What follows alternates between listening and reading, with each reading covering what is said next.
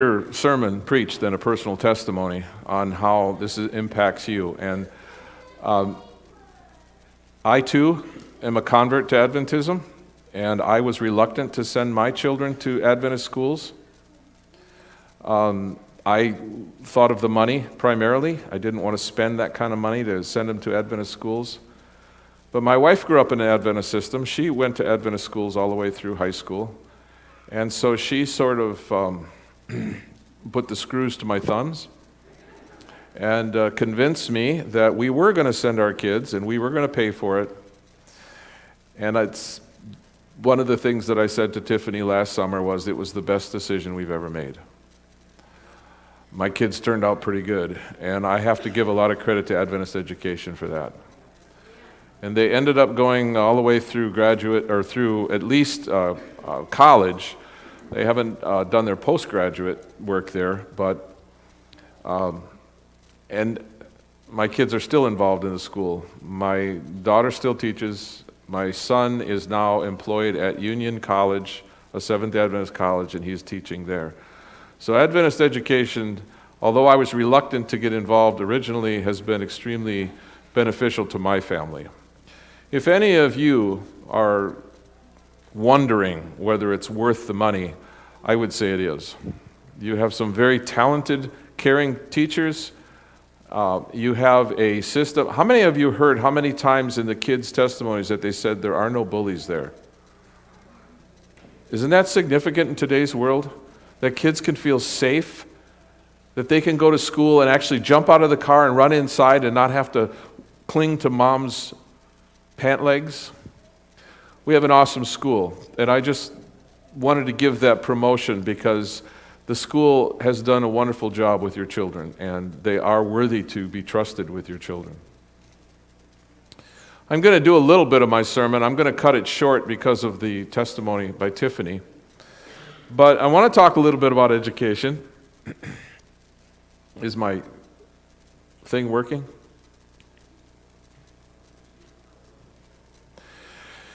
You know, before sin entered into the world in the Garden of Eden, God was involved in education, wasn't he?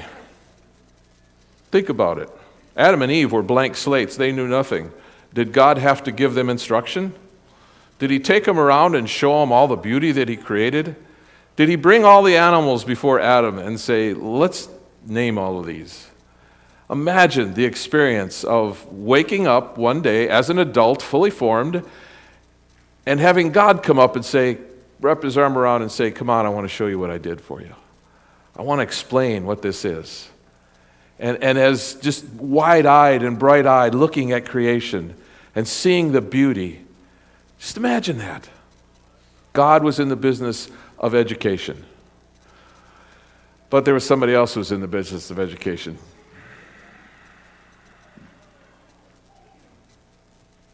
And that was Satan. Why am I not going forward? You see, Satan was involved in education in the garden too, wasn't he? And he was attempting to give man education that was radically different than what God was trying to educate man in. And so we start in the very first book of Genesis, and we find that education was extremely important, wasn't it?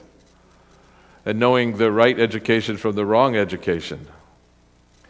There was something that God had said to Adam and Eve that I want to focus on just a little bit. He gave them some boundaries, didn't they? He said, stay away from this tree. Stay away from this tree and you'll be good. He also told them to stick together as a couple. That if they stayed together, there was security. Don't get separated, because he knew that the enemy of souls, wants to separate and divide and pull us apart and get us to going in different directions. There's a word for that when we talk about this concept of setting boundaries or parameters. It's a word that has a real negative connotation, I think, but I want to introduce it today, and it's called discipline. Much of education is about discipline, isn't it? Do you remember doing your math tables and your multiplication tables? Do you remember doing the flip cards? They don't do flip cards anymore, but for those of us who are older, remember those little 3x5 cards and how we would do this. And we had to discipline ourselves in memorizing these multiplication charts. And you had to go all the way up to 9 times time, and 9 times 9, and you had to get them memorized. There was a discipline involved there, wasn't there? When you went to school, or even before you went to school, were mom and dad discipline you on certain areas of behaviors and activities? And mom and dad would say, this is appropriate. This is how you treat one another. You say please and thank you. You get up and put your dishes away from the table, and you help do chores. And so there was a discipline. There was a repetitive activity in which your parents, and eventually the school, attempted to teach you appropriate behaviors, appropriate limits. The reason that there's no bullying in school is because somebody has set limits and said, this is not acceptable behavior. We will not tolerate children bullying other children. And so there was a discipline that was taking place. Now today when you use the word discipline, it doesn't always have a positive connotation, does it? What is the word, or what is the concept that almost immediately comes into your mind when you think about discipline? When I said the word discipline, how many of you cringed? How many of you thought punishment? Many times when we think about being disciplined, we think about being punished. But discipline really is about teaching you appropriate behaviors. Now in society, if there isn't a certain level of discipline and decor and appropriate behavior amongst people, what happens to a society? It breaks down, doesn't it? It really breaks down. Now, I had an incident this week that I want to share with you as an example of lack of discipline. I have a bad habit that I will openly confess to you today and ask for your forgiveness. And that is, every morning I go to McDonald's and I get 2 cups of tea. They're iced tea, which is better than what I used to, because I used to get Diet Coke, but I've shifted to tea. It's a lesser evil.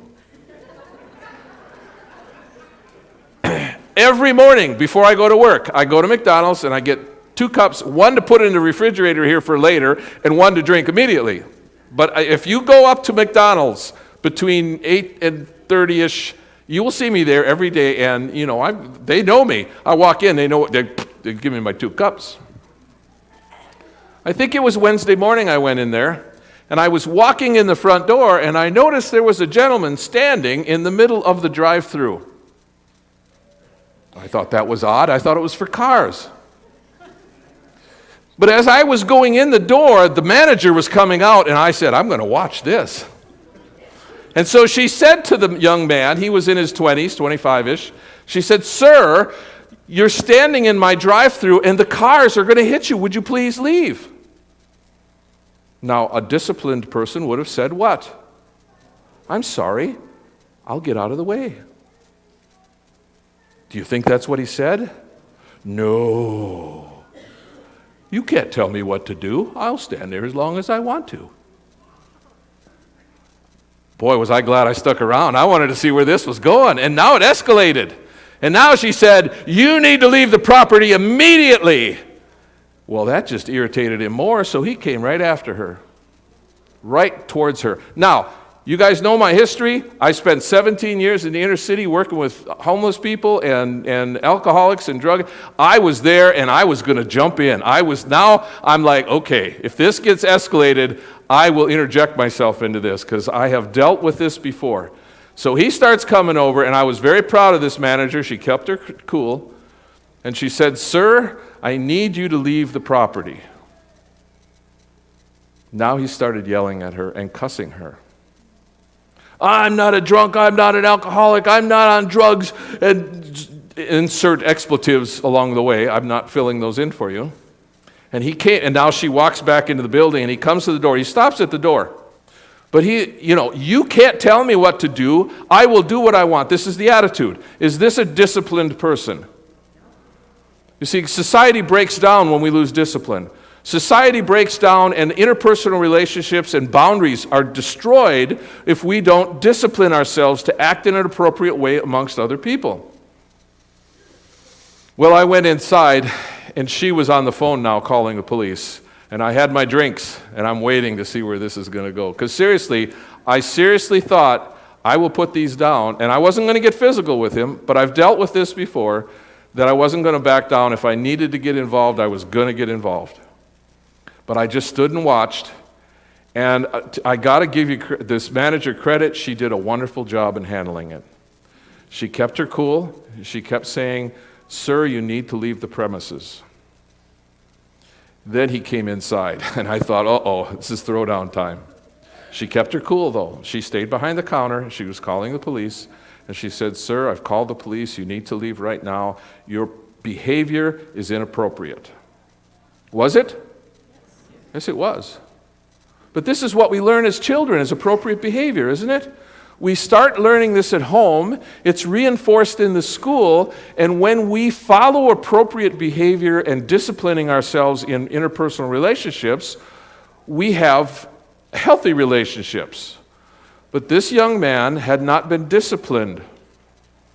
Now, I know for many of the kids who go to school, discipline is a dirty word. It really is. They don't like being disciplined. I know when they have to learn music that there's a lot of discipline involved in... Did you watch and see their faces when they were playing the bells? Were you watching their faces? Did you see the severity, the looks on their faces, that they were concentrating? They were looking at that music. They were looking at the teacher, and they were going to do it right. And there were some people up there, they were clinging on to their bells. Why? Why did you guys do that? You wanted to do a good job, didn't you? You wanted to do a good job. And your parents were rooting you on, saying, "Yeah, look at those kids. That's my kid up there. I did that. I brought that one into the world. That one's mine. And I'm so proud of him." And you guys felt good as you got up there, and you were disciplined to follow through with the instructions that your teacher gave you, and that you followed the music as you were told, and you did a fantastic job. But that's discipline. And all of us, no matter where we are in our lives, require discipline. Sometimes we make mistakes, sometimes we slip back, but we get back on the wagon and we learn to discipline our lives. In Christianity, there's some disciplines that we need to learn to practice. Some of those would be prayer is a healthy spiritual discipline. It's a discipline. It has to be practiced. It doesn't come naturally. In fact, for many people, prayer is difficult, but you will never learn how to pray unless you do it, and do it regularly. Prayer is a discipline. Prayer is taught in our schools. It's not taught in every school, but it's taught in our schools. I think that's a good thing, isn't it? Bible study and reading our Bibles is another discipline as Christians that we need to learn how to be disciplined, to have a regular time of reading our Bibles. I think we do this in our schools too. I think we teach our kids that Bible reading and Bible study is important. Discipline. A Christian lives a disciplined life, and it's discipline that's different than the rest of the world, because our discipline comes from our Creator God.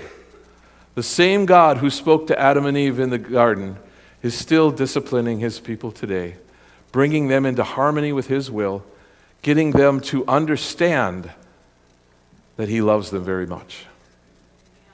God loves these children with all of His heart. He loves these children more than you parents do. Did you know that?